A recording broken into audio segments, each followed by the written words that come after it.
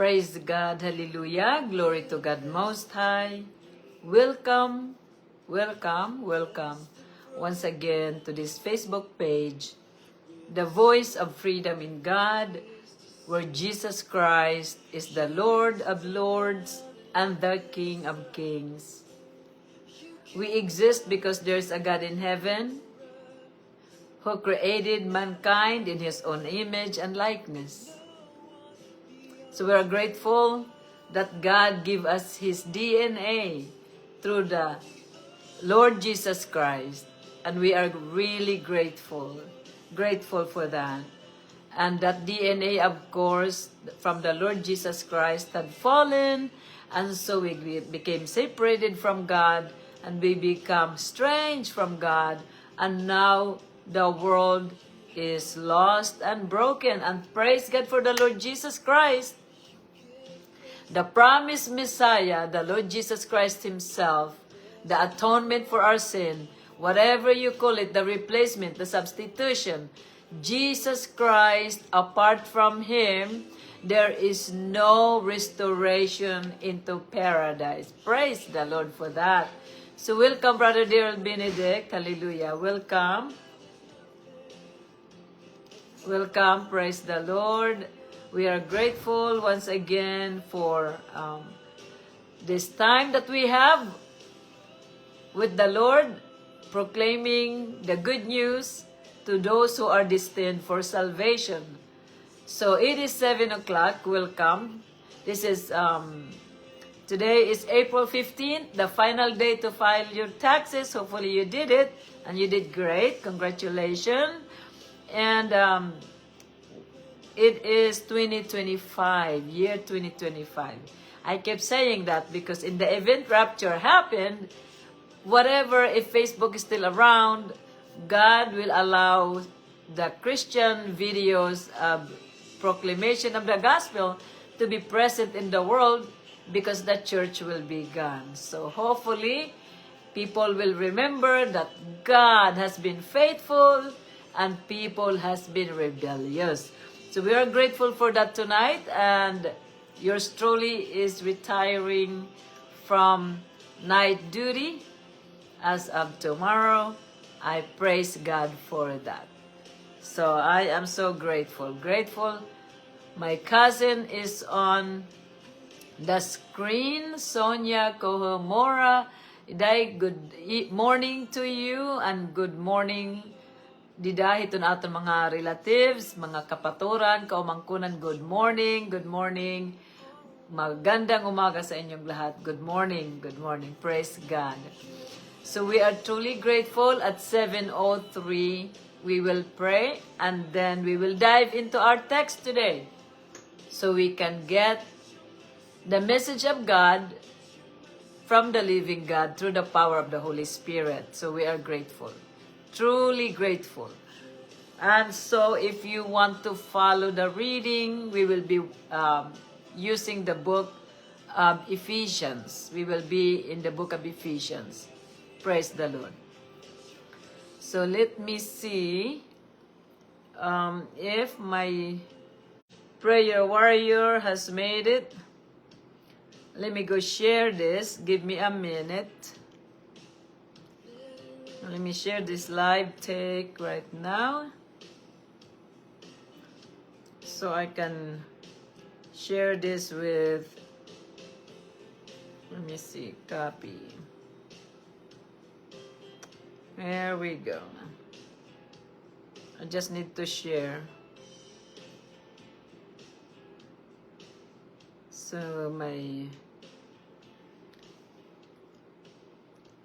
So they can see that we are live. 7:03, okay, very good. And we are gonna start. Hold on, that's not the song for us. Our song has finished. Okay, let us pray. It is 7:03. Praise the Lord. There is 3, 7:03, let's pray. Praise God. Heavenly Father, hallelujah, we worship you, we honor you, and we glorify your name.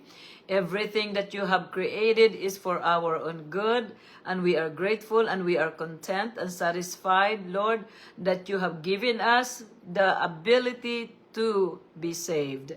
Saved from our sin, saved from the condemnation, saved from the judgment of our sin.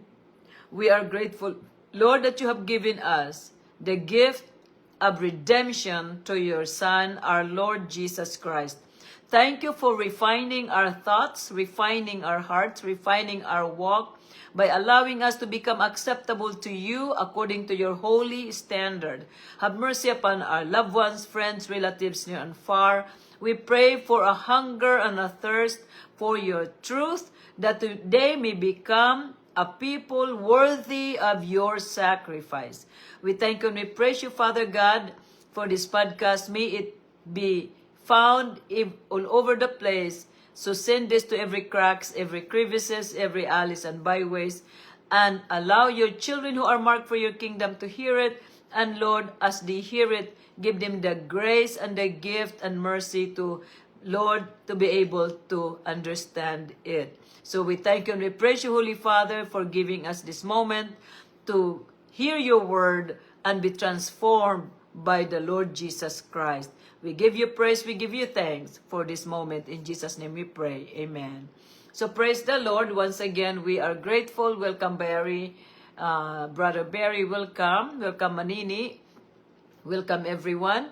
And our topic tonight, it is 7:05. We started at 7.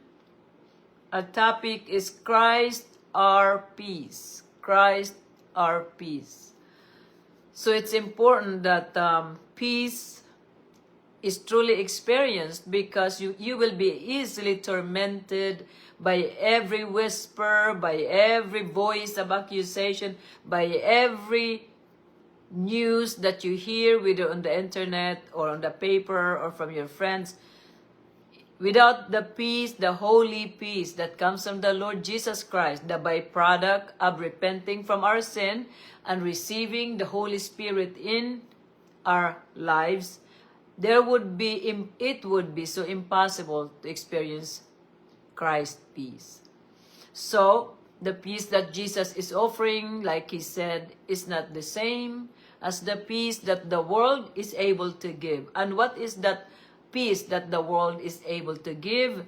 Big house, big bank account, children who are very highly successful, and having wonderful friends, and living probably in a special neighborhood.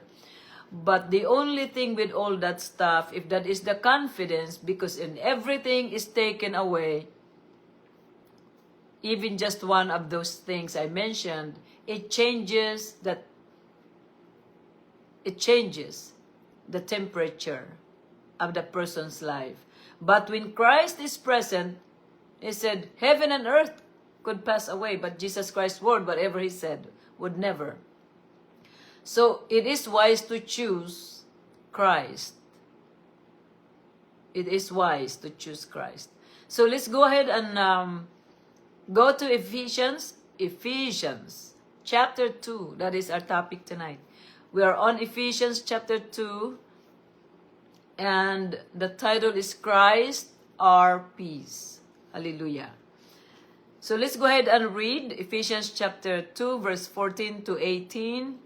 For he himself is our peace, who has made both one, and has broken down the middle wall of separation, having abolished in his flesh the enmity, that is, the law of commandments contained in ordinances, so as to create in himself one new man from the two, thus making peace. 16, and that he might reconcile them both to God in one body through the cross, thereby putting to death the enmity. And he came and preached peace to you who were far off, and to those who were near. For through him we both have access by one Spirit to the Father. Thank you, Lord God Almighty, for leading and guide us into all truth and to process them according to your holy discernment, Lord. In Jesus' name we pray. Amen. So that is our topic. Christ our peace. This is very important, once again, because of everything that is happening in the world, all the shaking, everything is moving, some to the right direction, including family members, our government, our workplaces. But there is a strength that cannot be moved. It is the cornerstone of our lives that was rejected 2,000 years ago, who had become a cornerstone. That is the Lord Jesus Christ. So Christ our peace 14 will repeat Ephesians 2:14. For he himself is our peace. He means Jesus Christ our Lord. Himself is our peace. So that is the definition how you can have peace. Have Christ, who has made both one and has broken down the middle wall of separation. He made the two groups to become one, meaning the Old Testament and the New Testament, meaning the Jewish people and the Gentile people. He said, for who has made both one and has broken down the middle wall of separation. We were separated big time from the chosen people because we were unclean people. We were not part of the chosen tribe, 12 tribes of Israel. And so Jesus Christ said, for him he is our peace, who has made both one and has, meaning both, meaning Gentile and Jew, become one, and has broken down the middle wall of separation. That hatred between Gentile and Jew now is destroyed. And who destroyed that? Jesus Christ. And he said, having 15 abolished in his flesh the enmity, meaning the hatred, that is, the law of commandments contained in ordinances, so as to create in himself one new man from the two, thus making peace. So, there is no more Gentile, no more Jew, no more slave nor free, no man nor woman. Jesus Christ is the definition of human being who can enter the kingdom of God. And that process has to be taught here on earth and has to be trained here on earth so as to be disciplined, to be ready for the kingdom that is to come, and that is the return of our Savior, Lord Jesus Christ. So, the two had become one. The Gentile and the Jew had become one. Not because of the Gentile and the Jew effort, but because of the effort that came from heaven to us through the power of the blood of Jesus Christ and by His Holy Spirit. So 16, and that he might reconcile them both to God in one body through the cross, thereby putting to death the enmity. So therefore, there is no more several kinds of people in this world. There's only now down to one kind. Why? Because God made it so. Made it so. There cannot be too many multiple divisions. There's only one body of Christ. And the only acceptable way of going to heaven is through the teaching of our Savior, our Lord Jesus Christ. Jesus satisfied everything that was not able to be fulfilled in the Old Testament. The people could not perfect it. They could not do anything about it. And they became self-centered, self-righteous, and they created so much anger for the other people because of their title being the chosen people. So when Jesus Christ came, He abolished the separation of the Old Testament and the New Testament kind of people by becoming only one kind of person, a new man that can be only obtained by repenting of our sin, by being redeemed by the blood of Jesus Christ, both Gentile and Jew. So, and that He might reconcile them both to God in one body through the cross. Through the cross. So, because no one was able to please God from the very beginning, no matter what religion, no matter what groups, whether you are from the Old Testament or the New Testament, whether you are from the line of any line, none of the people in the world pleased God. None. Zero. And according to Paul in Romans, said, for all have sinned and fall short. We fell short of the glory of God. So we could try to look like goody-goody two-shoes, but to a holy God, we're all rubbish. And that is the difference. And God made provisions by sending Jesus Christ. That's why it's important. I cannot stress that enough, that we feed this truth to our children, to our grandchildren, to our children's children's children. Jesus Christ is the only thing that is worth dying for. Not money, not career, not anything, or your neighbor that you don't get along. The only thing or situation that is worth dying for is Jesus Christ. He is worthy of your sacrifice.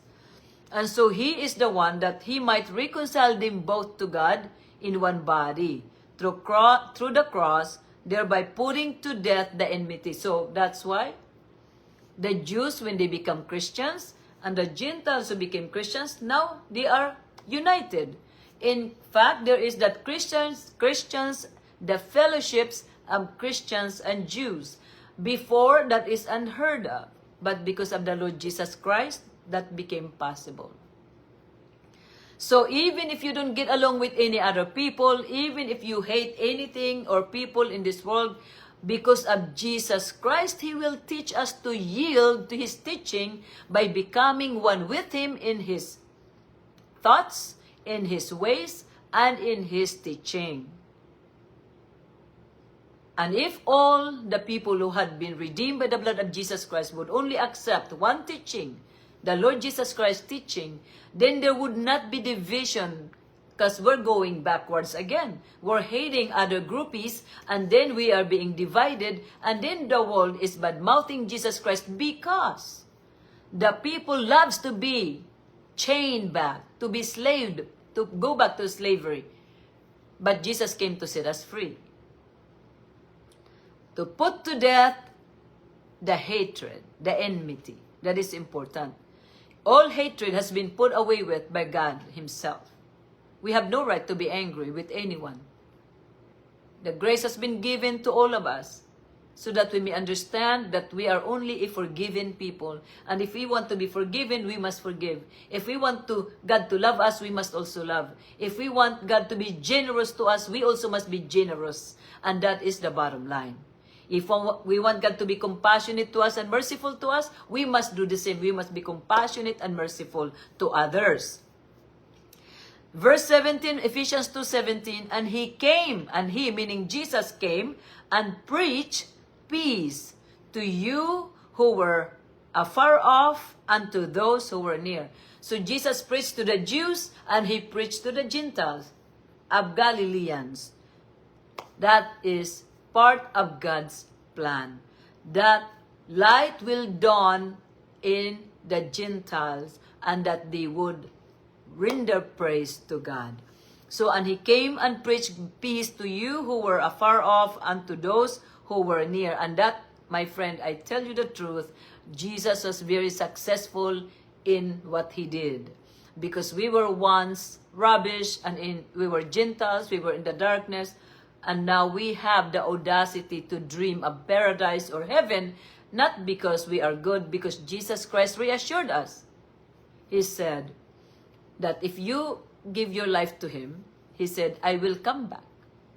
It is in John 14, read it. He said, I will come back for you so that I can take you to be with me, so that where I am, there you may be also. Because He was going away to prepare a place for those who had been saved. So make sure that you don't allow your lives to be cheated by this world with your eternity just because of the circumstances in our surroundings. That would be so depressing. So the 18 it said, for through Him we both have access by one Spirit to the Father. So now the Gentile and the world, the Gentile and the Jews The Jews are the chosen people. The Gentiles are the world. The rest of the world is now reconciled to God by the work of one man, our Lord and Savior, Jesus Christ. The mercy of God is real, and He wanted to let us know tonight there's only one way, and that's the way of God. Because if we insist on our own way of doing and living, Jesus, our God, reassured us that our thoughts, according to His word, He said, our thoughts are not His thoughts, and His ways are not our ways. So we cannot trust ourselves because we cannot be trusted. The Bible said our heart is very unfaithful and very fickle, and so therefore who can trust it? And that's important to make notice. So don't operate based on feelings, because feelings is rubbish. It's not steady. It goes up and down. But Jesus Christ is the cornerstone of your life, immovable, unshakable, and He is good for it. You can take that to the bank. Jesus Christ is the only strength and power that you can talk to. Don't need to be put on hold or send a text. And He can access you whether you're drinking or you're gambling or you're depressed or you're in a dark room. Jesus Christ can hear you, can see you. He has compassion upon you. If you are in pain, if you are hurting, call on the name of the Lord Jesus Christ to be delivered. He is just waiting for people to call upon Him. So that in 18 it said, for through Him we both have access by one Spirit to the Father. Do not forget, Jesus is our attorney before the Father. He is our mediator. When we belong to God, we could never be perfect enough to the point that we would not need Jesus Christ. Impossible. Because we could not be perfect enough even when we are saved, our attorney, our mediator, our Lord Jesus Christ, speaks to the Father on our behalf, because Jesus Christ perfected what was expected of us that we could not do. Jesus, our Lord, perfected the expectation of the Father, and therefore whatever verdict, whatever judgment that was gonna fall upon us, it fell on the Lord Jesus Christ. And so therefore, once you are accused and convicted of that sin, you cannot be tried again. So the whole world was convicted of its sin and judged guilty. And the Lord Jesus Christ stepped in and said, put the wrath on me, I will pay for their sin, and so that your wrath will be satisfied. And Jesus Christ took the brunt of that wrath of God so that we could be set free. So therefore, do not enslave yourself, and do not make yourself become so perfectionist of your walk, because you could never do it. Only through Christ. That's why we need Jesus Christ all the time. That's why Jesus said in 15, abide in me. Jesus Christ is our important comrade, or our confidant, who will always be there for us. When we are weak, He strengthens us. When we are hopeless, He gives us that hope in our heart. His Spirit is eager to want to navigate our lives if we let Him. So remember, Jesus Christ loves us. He came to deliver us from the wrong notion on how to go to heaven. How do you go to heaven? He said, Romans 10:9, if you confess with your mouth Jesus Christ is Lord and believe in your heart, not just here, believe in your heart that God raised Him from the dead, you will be saved. And that is important. And Jesus also confirmed that. He said, when somebody asked Jesus, how do I go to heaven? What must I do to enter heaven? He said, believe in whom He sent, meaning believe in who the Father sent, and you will be saved. So you must believe in the Lord Jesus Christ, because He is the one that the Father sent, and not in your mind, but in your heart. and let Him rule your life, because it is a foolishness when we say, Jesus is my Lord, my God, my Savior, but He doesn't hold the keys to everything in your life. So let us be truthful. This is Holy Week, and let us give Jesus Christ all the keys of our lives. Because if the keys of every aspect of our lives is in the hand of Jesus Christ, our lives are not in danger. But if those keys are just in our hands, we are in danger. We are not all-knowing. We are not perfect in our decision making and ability to see things. But Jesus Christ is perfect in every move. So may the Lord bless you. May the Lord keep you. May the Lord make His face to shine upon you and be gracious to you. And may the Lord turn His countenance towards you and give you peace. In Jesus' holy name we pray. Amen. Thank you so much, Manini, for being present tonight. God bless you and all your family members, households. Thank you also, Salva, for being present. God bless you and your family. God bless you also, Barry, Van Norman. God bless you and in your family and your relatives near and far. Thank you so much, Mana Arceli. God bless you, your family, and everyone who belongs to you. God bless you. Thank you so much also for Amy, Mike, James, Jake, and Matt. God bless all of you. May God continue to strengthen you as His precious possession in Jesus' name. Thank you so much also for Brother Daryl Benedict. God bless you. God bless your family. Hallelujah. Thank you so much also for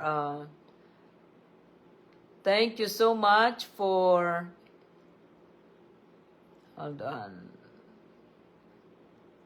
Sonia and Lucia and Auring and Ate Piang. God bless you and all your families. Give our love to all of them from our families. God bless you. Thank you so much. Remember, we'll see you here next time. If not here in heaven, remember Jesus Christ loves you. God bless you.